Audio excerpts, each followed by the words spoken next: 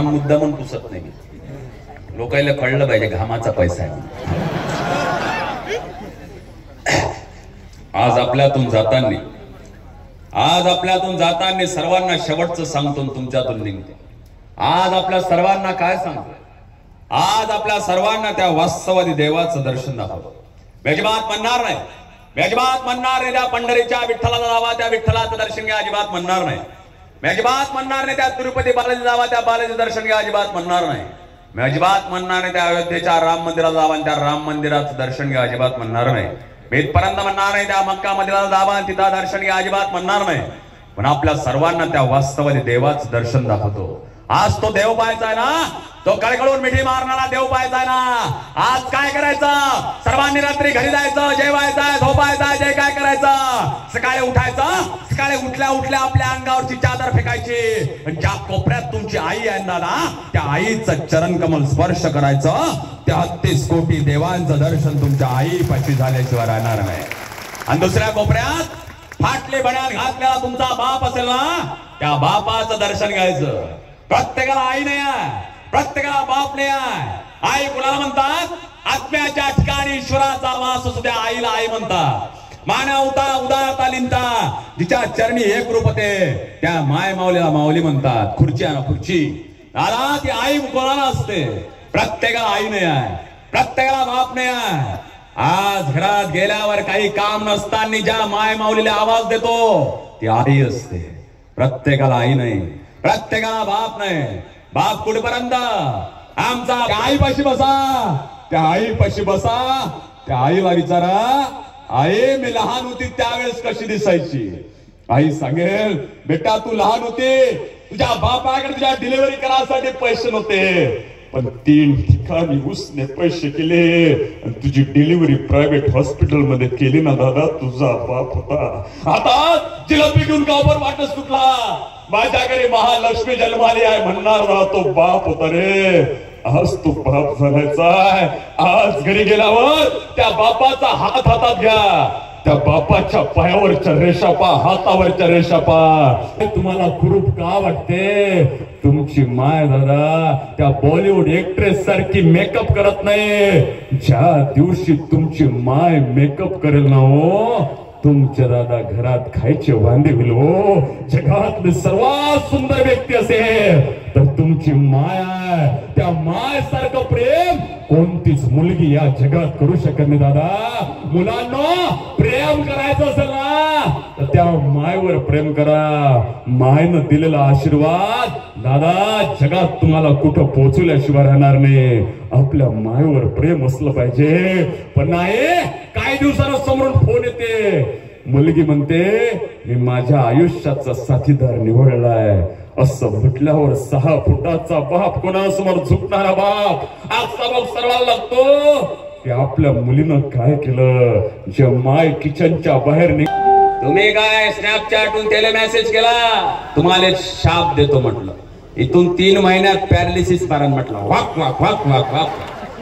आज आपल्या सर्वांना जाताना शेवटचं सांगतो, तुमच्यातून निघतो. आज आपल्या सर्वांना शेवटचा मंत्र तुमच्यातून निघतो. आज सोपान करेकरचा व्याख्यान ऐकलाय. आज काय करायचं? घरी गेल्यावर झोपता आणि झोपता तर सगळ्यात वर लिहायचं काय? मरा लागते. रात्री झोपताना वाचायचं काय? मरा लागते. काही कोणाचं अहित करण्यात मजा नाही, कारण की मरा लागते. काही कोणाच्या प्लॉटवरचे गोटे सरकवण्यात मजा नाही, कारण की मरा लागते. काही कोणाच्या पोरीले मिस कॉल देण्यात मजा नाही, कारण की मरा लागते. काही कोणाच्या साडीवर ड्रेसवर जळण्यात मजा नाही, कारण की मरा लागते. मैत्रिणीचं चुपचाप मेकअप वापरण्यात मजा नाही, कारण की मरा लागते. मित्राचे घेतलेले उधार पैसे लवकर दिले पाहिजे, कारण की मरा लागते. सोपान कनेरकरच्या इंस्टाग्राम अकाउंट वर येऊन तिथे एका पोरीची कमेंट असते, हा त्याला खालून रिप्लाय देते, हाय रितिका जेवलीस का म्हणण्यात मजा नाही, कारण की मरा लागते. नयनम चिंदंती शस्त्राने नयनम दहती पावका. आयुष्यातलं अंतिम सत्य मृत्यू आहे. आपल्या सर्वांना मुलींना जाताना शेवटचा मंत्र देतो. अर्धा मंत्र मॅडमला, अर्धा मंत्र तुम्हाला. पहिला मंत्र पदार घे. घ्या पदार. नाही मोबाईल कुठे? देव मी मोबाईल. जे मॅडम पदर घेणार नाही तिचा फोटो मी माझ्या सोशल मीडियावर टाकल्याशिवाय राहणार नाही.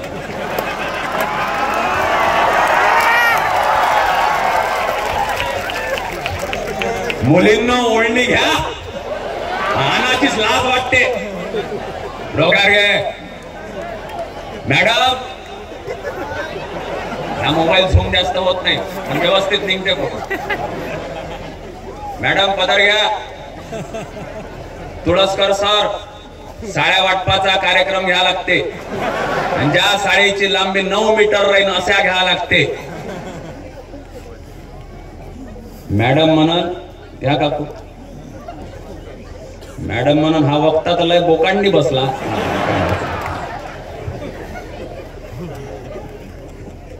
खांद्यावर नका, डोक्यावर. मी पाहून राहिलो ना, डोक्यावर. कुठं काय भेटन काही सांगताय असते. राजकीय लोक आहेत तुम्ही, तुमचा योग्य टायमिंग असला पाहिजे. शिक्षक लोकांचा योग्य टायमिंग असला पाहिजे. काय म्हणतो बाबू, हे वेगळं आहे का तिकडे? प्रत्येक गोष्टीचा टायमिंग असला पाहिजे. 1.5 तास झाले, रीडिंग वाढलं. 1 तासाच्या वर बोलत नसतो, जास्त झाला यावेळेस. 1.5 तास झाले, समोरून लढ घेऊन यायच्या आधी निपटलं पाहिजे. ह्याही गोष्टीचा टायमिंग असला पाहिजे. प्रत्येक गोष्टीचा टायमिंग असला पाहिजे. मृत्यूचा काळ अचूक आहे, प्रत्येक गोष्टीचा टायमिंग अचूक आहे.